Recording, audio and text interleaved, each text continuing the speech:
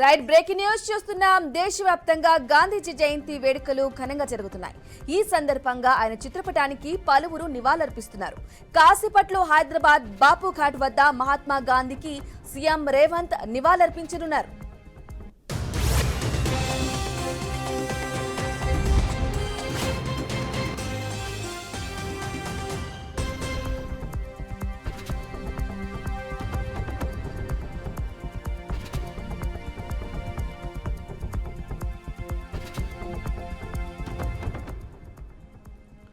Breaking news చూస్తున్నాం. దేశవ్యాప్తంగా గాంధీజీ జయంతి వేడుకలు ఘనంగా జరుగుతున్నాయి.